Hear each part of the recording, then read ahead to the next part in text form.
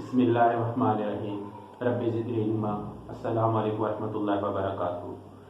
सबसे पहले मैं अल्लाह ताला का शुक्र अदा करता हूँ और अल्लाह ताला से दुआ करता हूँ कि आप सब खैर खैरियत से होंगे। इसके बाद मैं तमाम व्यूअर्स और सब्सक्राइबर का शुक्रिया अदा करता हूँ कि जो सीखने सिखाने के नेक अमल को जारी रखने में मेरी हौसला अफजाई कर रहे हैं। हमारे चैप्टर सोल्यूशन और इलेक्ट्रोलाइट्स हम कंटिन्यू कर रहे हैं और आज जो हम टॉपिक डिस्कस करने जा रहे हैं कि किस तरह रिडॉक्स रिएक्शंस की जो इक्वेशंस हैं उनको बैलेंस किया जाता है।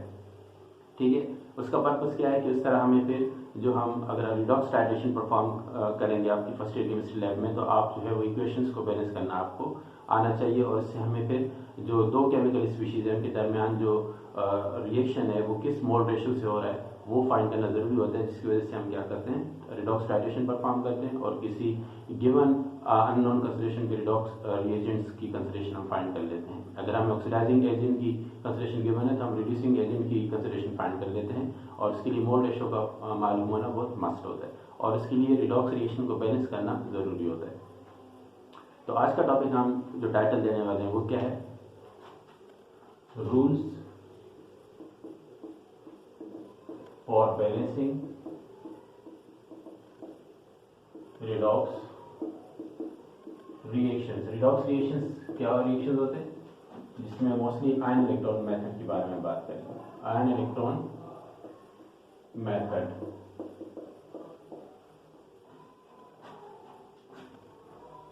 ion electron method. Redox reactions, all those reactions in which gain of electron and loss of electron take place are called redox reactions. तो यहाँ पे अब redox reactions को बैलेंस किया कैसे किया जाता है, ठीक है। इसके लिए आपको सबसे कुछ रूल्स पॉइंट ध्यान में रखने होंगे। सबसे पहले तो आपने क्या करना होगा कि to transform molecular equation into ionic form,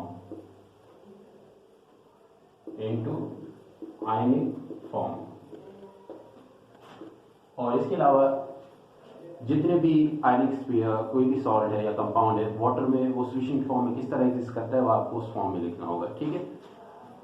right the ionic form of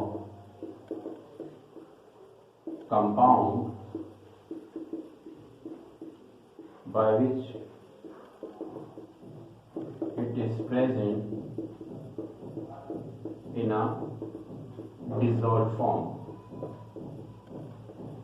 मिसाल के तौर पर NaCl है तो NaCl को जब आप वाटर में डिजोल्व करते हैं तो Na पॉजिटिव और Cl नेगेटिव की आयंस की फॉर्मेशन होती है, ठीक है। तो जितने भी मिसाल के तौर पर नाइट्रिक एसिड है तो नाइट्रिक एसिड को आप H पॉजिटिव और NO3 नेगेटिव फॉर्म में आप जब आप आयनिक फॉर्म में लिख रहे होंगे तो उस वक्त आप H पॉजिटिव और NO3 नेगेटिव यूज करेंगे, ठीक है। तो उसको आप HNO3 यूज नहीं करेंगे। इसी तरह अगर पार्शियली सॉल्युबल सॉल्ट्स हैं like barium sulphate will be written as a neutral species, यानी कि आप इसको क्या करेंगे बेरियम सल्फेट ही लिखेंगे। अगर रिएक्शन हो रहा होगा तो इसमें आयनिक फॉर्म में जब आप अगर आप लिखने जाएंगे तो वहाँ पे आप बेरियम सल्फेट ही लिखेंगे, ठीक है, क्योंकि इसकी जो आयोनाइजेशन है वो क्या है वो एक पार्शियल सॉल्युबल सॉल्ट है। इसके अलावा क्रोमियम हाइड्रोक्साइड है आपकी बुक में गिवन है, तो वो जो क्रोमियम हाइड्रोक्साइड है उसको भी आप आयनिक फॉर्म में नहीं लिखेंगे बल्कि आप क्रोमियम हाइड्रोक्साइड की फॉर्म में ही लिखेंगे, ठीक है, क्योंकि क्रोमियम हाइड्रोक्साइड की फॉर्म में क्या करता है सोल्यूशन में एग्जिस्ट करता है। इसके बाद आपने क्या करना है, थर्ड जो पॉइंट होगा जितनी भी आयनिक फॉर्म के बाद आपने आइडेंटिफाई करना होगा कि ऑक्सीडेशन और रिडक्शन किस रिएक्शन में हो रहा है, ठीक है। Point number three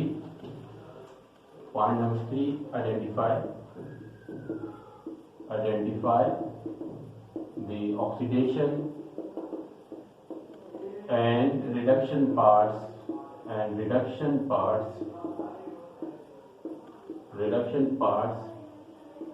of the redox reaction, ठीक है। आपको जो कोई भी रिएक्शन गिवन होगा तो उसमें आपने आइडेंटिफाई करना होगा कि कौन सा पार्ट है उसमें ऑक्सीडेशन हो रही है, ऑक्सीडेशन कौन सी केमिकल स्पीशीज में हो रही है और रिडक्शन को कौन से पार्ट्स कौन सी स्पीशीज में हो रही है वो आपने आइडेंटिफाई करना होगा, ठीक है। फिर इसके बाद नेक्स्ट पॉइंट है वो आपने एटम्स को बैलेंस करना होगा, ठीक है। Balance the atoms balancing number of atoms. तो सबसे पहले आपने क्या करना होगा कि जितने भी एटम्स होंगे आपने उनको बैलेंस करना होगा other than oxygen and hydrogen. Oxygen hydrogen के अलावा और जितनी भी एटम्स होंगे आप उनको बैलेंस कर लेंगे, ठीक है। फिर जब आपने अदर देन ऑक्सीजन और नाइट्रोजन, जब आपने अदर देन हाइड्रोजन और ऑक्सीजन आपने बैलेंस कर लिया, फिर आपने ऑक्सीजन और हाइड्रोजन को बैलेंस कैसे करना है। आपने क्या करना है, अगर आपने हाइड्रोजन और ऑक्सीजन को बैलेंस करना है, आपको क्या यूज करना होता है, वाटर को और प्रोटॉन को। किस केस में, इन एसिडिक मीडियम में। एसिडिक मीडियम में आपको ऑक्सीजन बैलेंस करने के लिए क्या यूज करना है, वाटर को, और हाइड्रोजन को बैलेंस करने के लिए क्या यूज करना है, प्रोटॉन्स को, ठीक है। और बेसिक मीडियम में क्या करना है आपने, इन बेसिक मीडियम, अगर रिएक्शन बेसिक मीडियम में हो रहा है तो आपने ऑक्सीजन और हाइड्रोजन को बैलेंस करने के लिए OH नेगेटिव आयंस और वाटर को यूज करना है। ऑक्सीजन के लिए आपको OH नेगेटिव आयंस को वो करना है,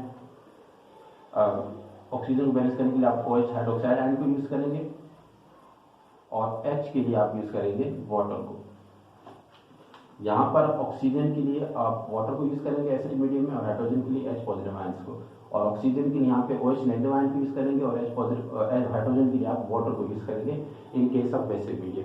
न्यूट्रल मीडियम में आपको जो है वो OH और हाइड्रोजन को बैलेंस करने की जरूरत नहीं है, ठीक है, क्योंकि रेडॉक्स रिएक्शन pH डिपेंडेंट होते हैं, तो वो किसी न किसी pH पे रिएक्शन लिए परफॉर्म हो रहे होते हैं।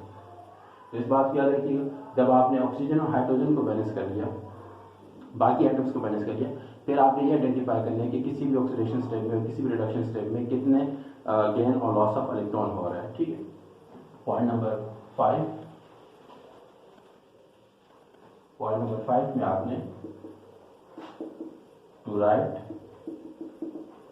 The number of electron gain और lost in redox reaction parts. जो रिडॉक्स रिएक्शन के दोनों पार्ट्स हैं, ऑक्सीडेशन रिडक्शन में आपने आइडेंटिफाई करना है कि उसमें कितने इलेक्ट्रॉन गेन हो रहे हैं और लॉस हो रहे हैं। जब वो आप लिख लेंगे तो फिर आपने क्या करना होगा, दोनों इक्वेशन ऑक्सीडेशन रिडक्शन के अंदर नंबर ऑफ इलेक्ट्रॉन्स को क्या करना होगा, बैलेंस करना होगा, और फिर दोनों इक्वेशंस को क्या करना है, आपने सम कर लेना है, ठीक। नेक्स्ट पॉइंट है, जब आप ये काम करेंगे तो 6 to balance the number of electrons in each part by multiplying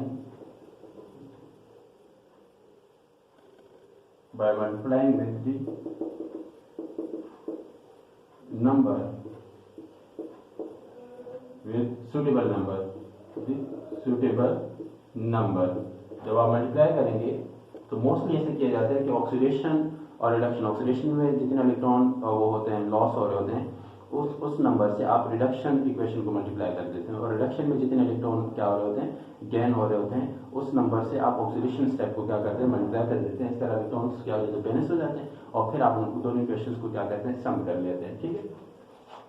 and then finally sum up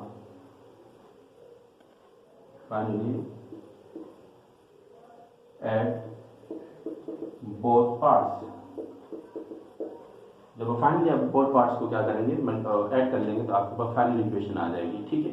और उसमें फिर आप क्या करते हैं, अगर एक्स्ट्रा वाटर मॉलिक्यूल्स हैं और हाइड्रोजन आयंस हैं, जिन्हें हम स्पेक्टेटर आयंस भी कहते हैं, उन्हें आप क्या कर सकते हैं, ओमिट कर सकते हैं। और आप इस तरह फिर आपके पास कौन सी स्पीशी में ऑक्सीडेशन हो रही है, कौन सी स्पीशी में रिडक्शन हो रही है, उनके दरम्यान आप इजली मोल रेशियो फाइंड कर लेते हैं। इन स्टेप्स को आप ध्यान में रखिएगा, फिर आप क्या करते हैं, रिडॉक्स रिएक्शंस को आप क्या कर सकते हैं, बैलेंस कर सकते हैं। इसके अलावा आपकी बुक में फेरस और फेरिक का कॉम्प्लेक्स आयन गिवन है। अगर वो कोई भी स्पीशी कॉम्प्लेक्स आयन की फॉर्म में एग्जिस्ट कर रही है, तो आप उसी कॉम्प्लेक्स आयन की फॉर्म में ही आपको उसको लिखना होगा, उसको अलग से रिप्रेजेंट नहीं करेंगे, ठीक है।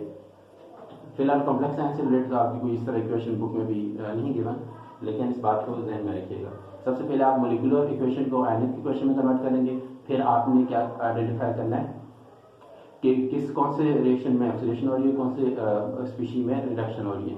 फिर उसके बाद आपने एटम्स को बैलेंस करना है, फिर आपने ऑक्सीजन और हाइड्रोजन को बैलेंस करना है, एसिडिक मीडियम में रिएक्शन परफॉर्म हो रहा है तो आपने एसिडिक मीडियम के थ्रू आपने ट्रीटमेंट करनी है, और अगर बेसिक मीडियम में हो रहा है तो फिर आपने ऑक्सीजन और हाइड्रोजन को बेसिक मीडियम के थ्रू बैलेंस करना है। फिर उसमें नंबर ऑफ इलेक्ट्रॉन कितने गेन हो रहे हैं रिडक्शन स्टेप में और कितने number of electron oxidation step में लॉस हो रहे हैं, फिर आपने वो आइडेंटिफाई करने हैं। फिर उसके बाद आपने दोनों इक्वेशंस को एक सूटेबल नंबर के साथ मल्टीप्लाई करना है ताकि नंबर ऑफ इलेक्ट्रॉन बैलेंस हो जाए। फिर आप उन दोनों इक्वेशंस को क्या करते हैं, सम करते हैं, और फाइनली आपके पास से रिएक्शन रिडॉक्स रिएक्शन क्या हो जाता है, बैलेंस हो जाता है। ठीक है, तो हम क्या कर लेते हैं, हम एक एग्जाम्पल कर लेते हैं, आपकी बुक में भी गिवन है, और इस तरह ये तमाम जो है वो स्टेप्स क्या हो जाएंगे, वेरीफाई हो जाएंगे। ठीक है,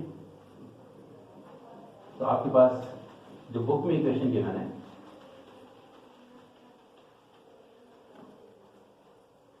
मिसाल के तौर पर आपको रिएक्शन गिवन है HNO3 और H2S में के दरमियान, और नाइट्रोजन मोनोऑक्साइड सल्फर की फॉर्मेशन हो रही है और वाटर की फॉर्मेशन हो रही है। ठीक है, ये आपके पास जो स्टेप नंबर 1 है।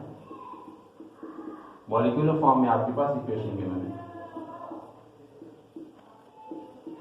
Molecular skeleton.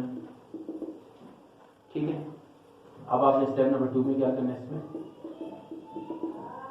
Right into ionic form.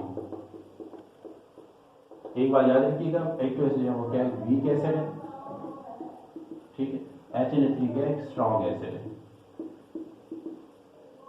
ठीक है, अब नाइट्रिक एसिड को वाटर में डिसॉल्व करते हैं तो डेफिनेटली यहाँ पे आपके पास H पॉजिटिव आयंस और NO3 नेगेटिव आयंस की फॉर्मेशन होती है। ठीक है, NO3 नेगेटिव, और ये वीक एसिड है तो ये इसे ही एग्जिस्ट करता है H2S, और इसके रिजल्ट में क्या चीज फॉर्मेशन हो रही है, NO और सल्फर। ठीक है, तो आपने इसको आयनिक फॉर्म में लिख दिया। ठीक है, ये वीक एसिड है तो ये ऐसे एग्जिस्ट करेगा। और इसके अलावा आपको एक बात याद रखिएगा, जो आपको जो रूल्स हैं उसके अंदर ये लिखा हुआ है कि अगर कोई भी स्पीशी है वो बहुत ही पार्शियली स्पेरेंगली सॉल्युबल सॉल्ट है या उसकी डिग्री ऑफ डिसोसिएशन बहुत कम है तो उसको आप न्यूट्रल फॉर्म में ही लिखेंगे। ठीक है, तो H2S है वही वीक एसिड है, इसलिए आपको इसी फॉर्म में लिखना होगा। नाइट्रिक एसिड को आपने क्या किया, नाइट्रेट फॉर्म में लिख दिया। इसका H पॉजिटिव आयन जो है वो लिखने की जरूरत नहीं है यहाँ पर। इसलिए अगर आप वाटर को देखें तो वाटर में यहाँ पर हाइड्रोजन जो है वो आप ऑक्सीडेशन नंबर इजीली फाइंड कर सकते हैं, ऑक्सीजन के ऊपर भी ऑक्सीडेशन नंबर आप इजीली फाइंड कर सकते हैं यहाँ पर। ठीक है, और यहाँ पर भी जो ऑक्सीजन के ऊपर जो है ऑक्सीडेशन नंबर आप इजीली फाइंड कर सकते हैं, जो आपको गाइडिंग रूल्स दिए जा चुके हैं to find out oxidation number. तो आप देखेंगे H पॉजिटिव और H पॉजिटिव में ऑक्सीडेशन नंबर की चेंजेस नहीं आ रही, तो वो स्पीशीज जिनके ऑक्सीडेशन नंबर में कोई चेंज नहीं आ रहा था हम इसमें क्या करते हैं, आयनिक फॉर्म में हम नहीं लिखते। ठीक है, अब आपने आयनिक फॉर्म में लिख ली। अब स्टेप नंबर 3 में क्या करना है, step number 3 to identify oxidation and reduction parts. अब आपने ये आइडेंटिफाई करना है कि कौन से, अब दो स्पीशीज है, नाइट्रेट और एक हाइड्रोजन सल्फाइड है। इसमें आपने देखना है कि नाइट्रेट में जो है किस नाइट्रोजन ऑक्सीजन की ऑक्सीडेशन स्टेट चेंज हो रही है, इसमें नाइट्रोजन की हो रही है या ऑक्सीजन की हो रही है। इसमें आपने देखना है कि हाइड्रोजन और सल्फर में किसकी ऑक्सीडेशन नंबर जो है वो चेंज हो रही है। सबसे पहले तो आप नाइट्रेट में अब अगर आप ऑक्सीजन के ऊपर ऑक्सीडेशन नंबर फाइंड करना चाहें फाइंड करेंगे कि क्या है, फिर उसके बाद नाइट्रोजन पे देखेंगे, फिर इस साइड पे आपने नाइट्रोजन और ऑक्सीजन को देखना है। अगर आप नाइट्रेट की बात करें यहाँ पर, अगर आप नाइट्रेट को ऑक्सीडेशन नंबर फाइंड करने की कोशिश करें तो यहाँ है 1-। ठीक, 1- है तो यहाँ पे 3 ऑक्सीजन है, तो इसका मतलब है ये 1- कैसा है, 1- इसका मतलब यहाँ पे क्या 2- मल्टीप्लाई बाय 3। ठीक है, तो 3 6 और पीछे में 1 है, इसका मतलब यहाँ पे क्या 5 है। इस बार यहाँ पे देखें 2- और इसको न्यूट्रलाइज करने के लिए क्या होगा 2+, तो नाइट्रोजन के ऊपर यहाँ पर 5+ है और यहाँ पे 2+ है। सल्फर यहाँ पे अगर आप देखें इसको 1+, एक प्रोटॉन पे और 2 प्रोटॉन पे क्या होगा 2+, और सल्फर में यहाँ पे क्या होगा 2-। और इस केस में यहाँ पे क्योंकि एटॉमिक फॉर्म में आ रहा है, हम पहले पढ़ चुके हैं गाइडिंग रूल्स के अंदर कि कोई भी केमिकल स्पीशीज जो है वो नेचुरल स्टेट में है, नेचुरली जो है उसके ऊपर ऑक्सीडेशन नंबर क्या होती है 0 होती है। तो आप देखिए यहाँ नाइट्रोजन ऑक्सीजन 2- है, ऑक्सीजन यहाँ 2- है, तो ऑक्सीजन की ऑक्सीडेशन स्टेट चेंज नहीं हो रही, यहाँ नाइट्रोजन की चेंज हो रही है और यहाँ पे सल्फर की चेंज हो रही है। अब हमने आइडेंटिफाई करना है कि नाइट्रोजन में ऑक्सीडेशन हो रही है रिडक्शन, या सल्फर में ऑक्सीडेशन या रिडक्शन हो रही है। ठीक है, हमें कैसे पता चलेगा, ये हमारा ये स्टेप है, स्टेप नंबर 3। आप स्टेप नंबर 1 को नोट कर लें, फिर हम जानिए स्टेप नंबर 3 को और ज़्यादा वो करते हैं, आइडेंटिफाई करते हैं। यहाँ कुछ न्यू डेफिनेशंस भी आपके सामने आएंगी। मिसाल के तौर पर स्टेप नंबर 3 की हम बात कर लें कि नाइट्रोजन है, नाइट्रेट से क्या फॉर्मेशन हो रही है, NO की, और H2S से क्या हो रही है, सल्फर की फॉर्मेशन हो रही है। ठीक है, अब इसको पार्ट 1 के लें, इसको पार्ट 2 के लें। अब यहाँ पर क्या है 5+ और यहाँ पर क्या है 2+, और यहाँ पे 2 माइनस है और यहाँ पे क्या है 0 है। अब आप याद रखिएगा कि decrease in the oxidation number, decrease in the oxidation number is also called, क्या कहते हैं, reduction. Decrease in the oxidation number, decrease in oxidation number 5+ to 2+ is also called reduction. इसके अलावा यहाँ पे क्या हो रहा है, increase in the oxidation number is also called oxidation, क्योंकि यहाँ 2 माइनस से 0+ हो रही है तो इसकी ऑक्सीडेशन नंबर क्या हो रही है, इंक्रीज हो रही है। यानी कि यहाँ माइनस से वैल्यू किस तरफ जा रही है, 0, और 0 से आगे जाएगी प्लस की तरफ, तो इसका मतलब इसमें ऑक्सीडेशन हो रही है। तो ये स्टेप आपका रिडक्शन है और ये स्टेप आपका ऑक्सीडेशन है। वैसे तो हम रिडक्शन कहते हैं, gain of electron is called reduction. इसके अलावा ये डेफिनेशन याद रखिएगा, decrease in the oxidation number of a chemical species is also called reduction, and increase in the oxidation number of a chemical species is also called oxidation। ठीक है, तो ये आपने इसको याद रखना है, decrease in the oxidation number is called reduction, increase in the oxidation number is called oxidation. फिर इसके बाद आपने क्या करना है, तो ये आप आइडेंटिफाई कर लिया स्टेप नंबर 3 कि ये आपके पास इसमें रिडक्शन, इसमें ऑक्सीडेशन हो रही है। ठीक है, अब स्टेप नंबर 4 है balance the number of atoms। अब ये आइडेंटिफाई कर लिया रिडक्शन किस में हो रही है, ऑक्सीडेशन किस में हो रही है, तो आप क्या कहते हैं, नंबर ऑफ एटम्स को बैलेंस करें। ठीक है, नंबर ऑफ एटम्स को आपने बैलेंस करना है। इसमें नाइट्रेट है NO3 माइनस NO, और इसको आपने क्या कहा कि ये क्या हो रहा है, इसमें रिडक्शन हो रही, और इसमें आपके पास क्या है, हाइड्रोजन सल्फाइड है और सल्फर की फॉर्मेशन हो रही है। इसमें क्या हो रही है आपके पास, स्टेप नंबर 2 ऑक्सीडेशन हो रही है। ठीक है, तो अब आपने इसमें नाइट्रोजन 1 है, यहाँ पे नाइट्रोजन 1 है, तो नाइट्रोजन का एटॉमिक बैलेंस है। अब हमने क्या देखा, ऑक्सीजन, ऑक्सीजन यहाँ पे 3 है, यहाँ पे ऑक्सीजन 1 है, तो आपको क्योंकि ये एसिडिक मीडियम में रिएक्शन हो रहा है, क्योंकि नाइट्रिक एसिड है वो एक एसिडिक मीडियम प्रोवाइड कर रहा है, तो हमने कहा था कि ऑक्सीजन बैलेंस करने के लिए आपको वाटर को मॉलिक्यूल को यूज करना होगा। यहाँ पे 3 ऑक्सीजन है, यहाँ पे 1 ऑक्सीजन है, तो इसके साथ आप मजीद कितने वाटर मॉलिक्यूल यूज कर लेंगे, 2 आप यूज करेंगे, तो इस तरह ऑक्सीजन यहाँ पे 2 और 1 3, और यहाँ पर 3 ऑक्सीजन के एटम क्या हो गए, बैलेंस हो गए। फिर इसके अलावा हाइड्रोजन आयंस को बैलेंस करने के लिए आपके पास हाइड्रोजन 2 और 2 4 है, तो यहाँ पे 4 क्या करेंगे, आप यूज करेंगे H positive ions, 4 H positive ions. इसके अलावा सल्फर 1 है, यहाँ भी सल्फर, हाइड्रोजन यहाँ 2 है, तो यहाँ पे आप बैलेंस करने के लिए क्या लगा देंगे, 2H पॉजिटिव। इस तरह आपने ऑक्सीजन और हाइड्रोजन को बैलेंस कर लिया। अब आपने ये देखना है कि रिडक्शन में जो ऑक्सीडेशन जो रिडक्शन हो रही है वो कितने इलेक्ट्रॉन्स की वजह से रिडक्शन हो रही है, यानी कितने नंबर ऑफ इलेक्ट्रॉन गेन हो रहे हैं, क्योंकि फर्स्ट स्टेप में रिडक्शन हो रही है, तो उस रिडक्शन स्टेप में कितने इलेक्ट्रॉन क्या हो रहे हैं, गेन हो रहे हैं। और इसके अलावा दूसरे स्टेप जो कि ऑक्सीडेशन स्टेप में आपने आइडेंटिफाई करना है कि ऑक्सीडेशन तो हो रही है लेकिन कितने नंबर ऑफ इलेक्ट्रॉन क्या हो रहे हैं, लॉस हो रहे हैं। तो ये नंबर आपके पास स्टेप नंबर 5 होगा, स्टेप नंबर 5, स्टेप नंबर 5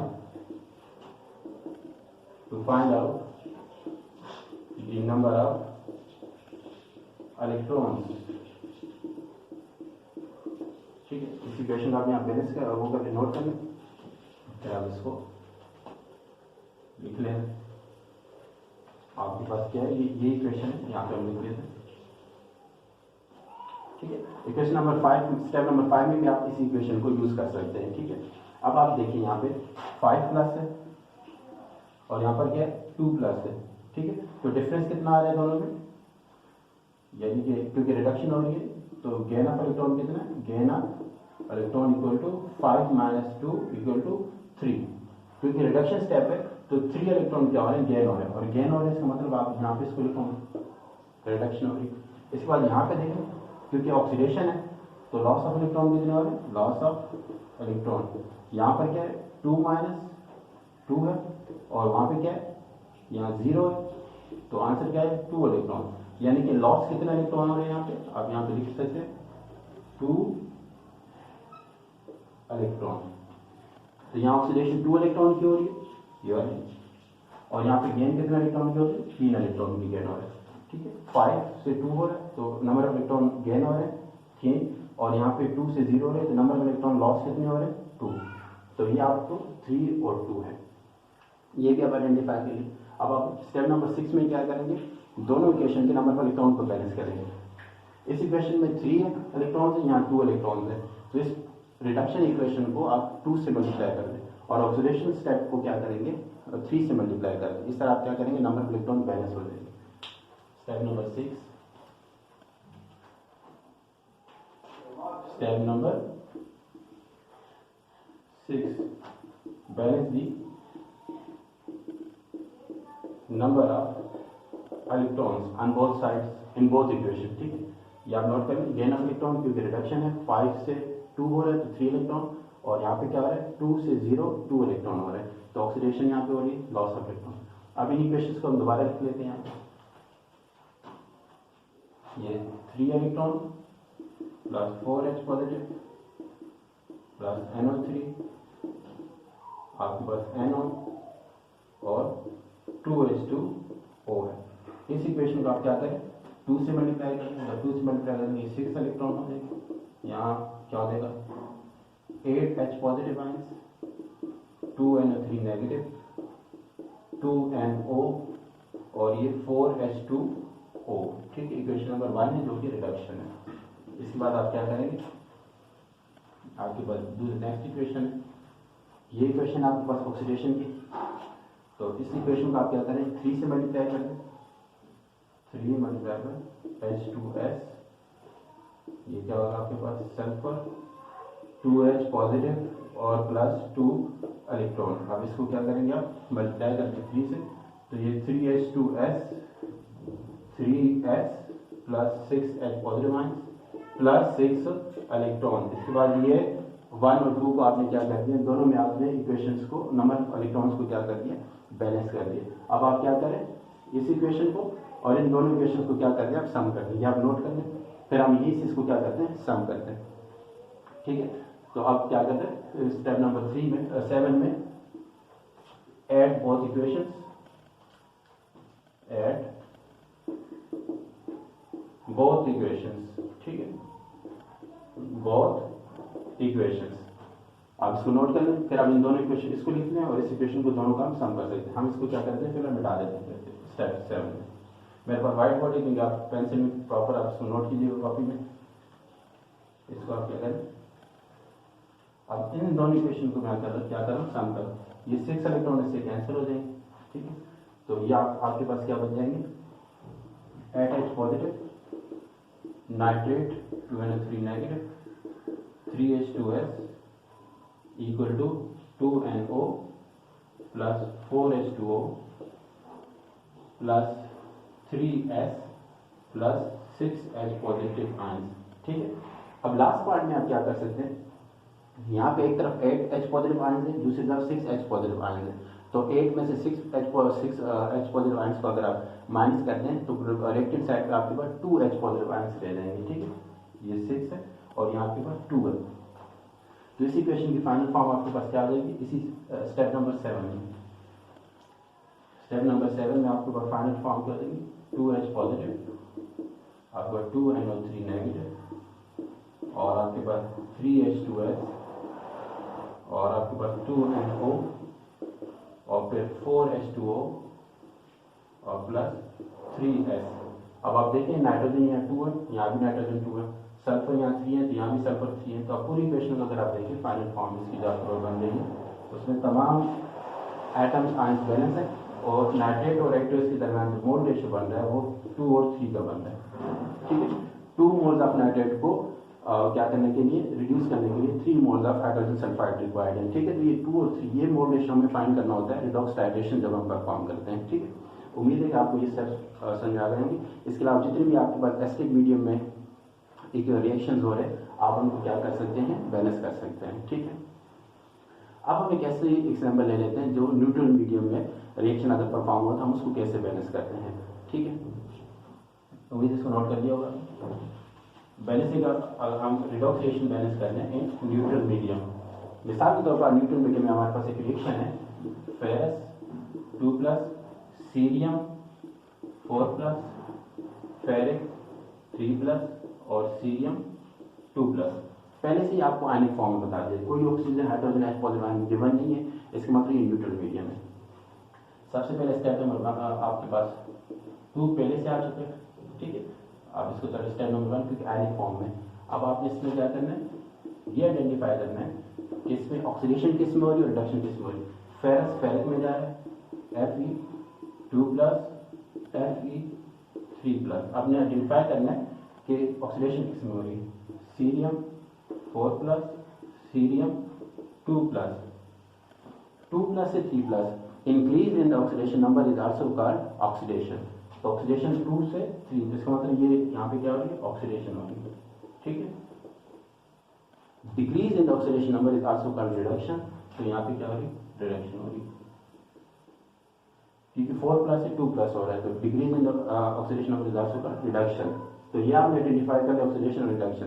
फिर आप नेक्स्ट स्टेप में जाएंगे, तो उसमें आपने ये देखना है कि कितने एटम्स तो बैलेंस है, फेरस फेरिक 1 है, सीरियम सीरियम 1 है। आपने अब देखने की अगर यहाँ ऑक्सीडेशन हो रही है तो कितने इलेक्ट्रॉन की ऑक्सीडेशन हो रही है। यहाँ पे अगर आप देखिए कितने इलेक्ट्रॉन लॉस हो रहे हैं, 1। 2+ से 3+ हो रही है, यानी कि 1 इलेक्ट्रॉन क्या हो रही है, यहाँ पे लॉस हो रहा है। यहाँ पे 4+ से 2+, क्योंकि रिडक्शन हो रही है तो कितने इलेक्ट्रॉन की हो रही है, 2 इलेक्ट्रॉन्स की हो रही है। ठीक है, अब आपको नेक्स्ट स्टेप 4 करेंगे। आपने दोनों इक्वेशन को क्या करना है, नंबर ऑफ इलेक्ट्रॉन को बैलेंस करना है। तो आप इस इक्वेशन को 2 से मल्टीप्लाई कर दें, ठीक है, और इस इक्वेशन को आप क्या करें, 1 से मल्टीप्लाई कर दें। आप जब मल्टीप्लाई करेंगे, इसको 2 से मल्टीप्लाई करें, इसको 1 से मल्टीप्लाई कर दें, तो ये इक्वेशन आपके पास क्या बन जाएगी, 2Fe2+, 2Fe3+ और 2 इलेक्ट्रॉन्स। और ये आपके पास क्या होगा, 2 इलेक्ट्रॉन्स प्लस सीरियम 4+ और सीरियम 2+, और ये क्या होगा, 2 इलेक्ट्रॉन्स हो जाएंगे, सॉरी। ठीक, तो ये आपके पास, आपने दोनों इक्वेशन में क्या कर दिया, इलेक्ट्रॉन को बैलेंस कर लिया। आपने इलेक्ट्रॉन को बैलेंस कर दिया। अब आपका लास्ट स्टेप है, आप इलेक्ट्रॉन्स इन दोनों इक्वेशंस को क्या करते हैं, सम कर दें। जब आप इन दोनों इक्वेशंस को क्या करेंगे, सम करेंगे, नेक्स्ट स्टेप है स्टेप नंबर 7। आपके पास क्या है, 2Fe2+, 2Fe3+ और 2 इलेक्ट्रॉन्स है। ठीक है, इसके बाद आपके पास क्या है, 2 इलेक्ट्रॉन्स, 4+, आपके पास यहाँ पे क्या है, C2+, इसमें आपके पास क्या हो गया, आपके पास ये 2 स्टेप है। आप इन दोनों को क्या कर दें, ये कैंसिल हो जाए, तो आपके पास 2Fe2+, सीरियम 4+, Fe3+ और ये 2+ है आपको। अब ये फाइनल फॉर्म आपके पास आ गई। इसका मतलब फेरस का मोल रेशियो इसके दरमियान क्या है, सीरियम के दरमियान, सीरियम इसके 2 और 1 का है।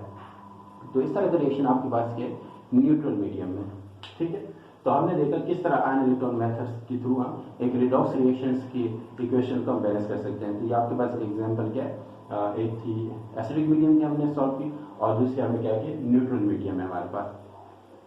अब आप इसके बाद क्या करेंगे, इंशाल्लाह हम नेक्स्ट क्लास में हम क्या करेंगे कि अगर हमारे पास एक रिडॉक्स रिएक्शन गिवन है तो उसमें हम बेसिक मीडियम में हम किस तरह रिडॉक्स रिएक्शन को बैलेंस करते हैं। ठीक, उम्मीद है कि आज का टॉपिक आपको समझ में आया होगा और आप इसको अच्छी तरह समझें। फिर इंशाल्लाह हम क्या करेंगे, आप कोई भी क्वेश्चन आपके अगर फाइनल एग्जाम में गिवन है या आपको टाइट्रेशन की गिवन दी जाएगी तो आप इजीली सॉल्व कर सकते हैं। और मेन पर्पस क्या है, मोल रेशियो को फाइंड करना। ठीक है, इसके अलावा आपको कोई बात समझ में आए तो आप मुझे ईमेल कर सकते हैं, आप मुझे कमेंट्स में जो है वो आप अपना प्रॉब्लम वो कर सकते हैं, डिस्कस कर बता सकते हैं, और इंशाल्लाह इसको हम सॉल्व करने की कोशिश करेंगे। अस्सलाम वालेकुम रहमतुल्लाहि व बरकातुहू। अल्लाह हाफ़िज़।